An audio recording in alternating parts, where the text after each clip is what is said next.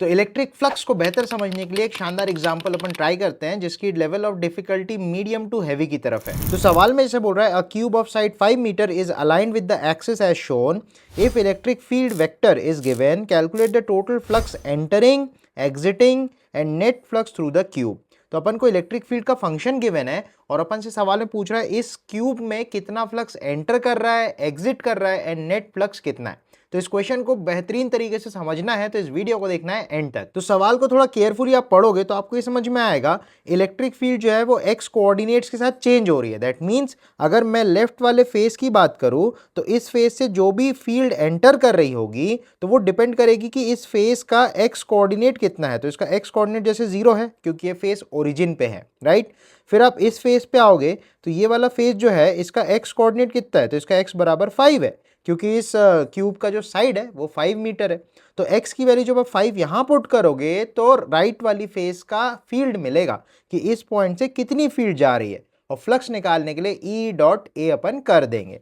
तो सबसे पहले अगर मैं x एक्सिस के बारे में सोचूं तो x एक्सिस के डायरेक्शन में अपन बोल सकते हैं फील्ड की जो वैल्यू है वो इस हिसाब से वेरी कर रही है। तो सबसे पहले आप देखोगे जो लेफ्ट वाला फेस है, इस लेफ्ट वाले फेस का जो x कोऑर्डिनेट है वो तो 0 है। दैट मीन्स यहाँ से फील्ड भी 0 हो जाएगी। तो इसके साथ एसोसिएटेड जो फ्लक्स एंटरिंग होगा अपन बोल सकते हैं वो भी 0 हो जाएगा क्योंकि x बराबर 0 पे कोई फील्ड नहीं है, x की वैल्यू 0 रखने पे फील्ड 0 हो जा रही है। अब नेक्स्ट आता है राइट वाले फेस की बात। तो राइट वाले फेस के लिए अपन बोले थे अभी x कोऑर्डिनेट जो है वो 5 हो जाएगा। तो अगर मैं राइट वाले फेस के लिए सोचूंगा तो राइट वाले फेस में x की वैल्यू हो जाएगी 5 और 5 को अगर आप फील्ड के टर्म में रखोगे, मतलब यहाँ पे अगर 5 रखोगे तो 5 का स्क्वायर 25, 25 टू जा 50, तो यहाँ पे फील्ड की वैल्यू आएगी 50। तो यहाँ से जो फ्लक्स बाहर निकल रहा होगा, बाहर क्यों निकलते हैं बोल रहे हैं क्योंकि फील्ड जो है वो पॉजिटिव डायरेक्शन में है और क्लोज सरफेसेस के लिए जो एरिया वेक्टर है वो भी हमेशा बाहर आता है। तो एरिया भी बाहर है, फील्ड भी बाहर है, तो फ्लक्स पॉजिटिव आएगा, that is exiting flux, right. तो जो भी फ्लक्स बाहर निकलेगा उसको आप लिखोगे एरिया, एरिया हो जाएगा length into breadth, 5 into 5 25 into 50 आप कर दोगे तो 25 पंजे 125, तो 1250 न्यूटन मीटर स्क्वायर पर कूलम ये आपकी फ्लक्स आ जाएगी जो इस वाली फेस में से निकल रही होगी। नेक्स्ट अपन बात करते हैं वाई डायरेक्शन में। तो वाई डायरेक्शन में आप देखोगे कि नेगेटिव में फील्ड, दैट मीन जो फील्ड ऊपर से आ रही है वो नीचे की तरफ जा रही है।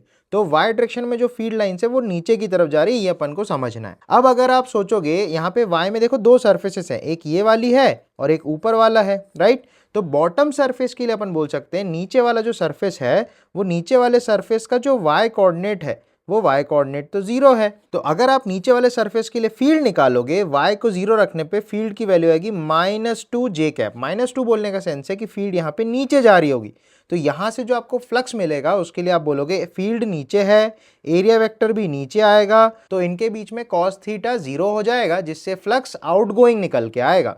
तो यहाँ से जो फ्लक्स आएगा फाई आउट वो निकल के आएगा 2 इंटू एरिया हो जाएगा 5 का स्क्वायर 25, तो यह आ जाएगा 50। तो अपन देख सकते हैं बॉटम वाली सरफेस से जो फील्ड लाइन है वो नीचे जा रही थी तो यहाँ से 5 आउट मिला अपन को, सही है। अब ऊपर वाली सरफेस पे अगर अपन आए तो ऊपर वाली सरफेस के लिए अपन ये बोल सकते हैं ऊपर वाली सरफेस देखो ओरिजिन से 5 मीटर ऊपर की तरफ है, दैट मीन्स इसका वाई कोऑर्डिनेट इज 5। तो अगर मैं ऊपर वाले के लिए बात करूं तो इसका y कोऑर्डिनेट अगर 5 हो जाता है तो y अगर 5 में यहाँ पुट करूं इक्वेशन में तो ये बन जाएगा 5 + 2 दैट इज 7, लेकिन माइनस में 7। तो माइनस में 7 मतलब यहाँ पे फील्ड जो है नीचे की तरफ आ रही है 7 न्यूटन पर कूलम, राइट। अब इसका जो फ्लक्स बनेगा उसके लिए एरिया वेक्टर तो बाहर होगा, तो यहाँ पे जो फ्लक्स एंटरिंग आएगा वो नेगेटिव में आने वाला है। तो ऊपर वाले सरफेस के लिए y अगर 5 है तो मैंने बोला उसकी फील्ड की वैल्यू आ गई -7, -7 माने नीचे की तरफ।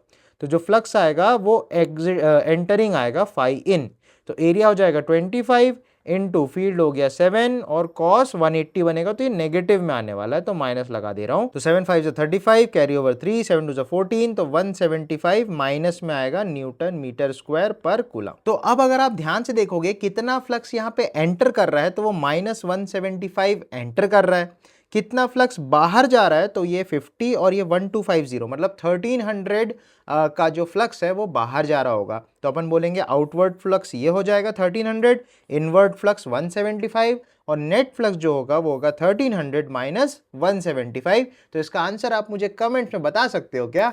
तो इस तरीके से अपन एंटरिंग और एग्जिटिंग फ्लक्स को कैलकुलेट करते हैं। तो आई होप इससे आपको एक प्रॉपर आइडिया मिला होगा जिससे आप और बढ़िया तरीके से सवालों को हैंडल कर पाओगे।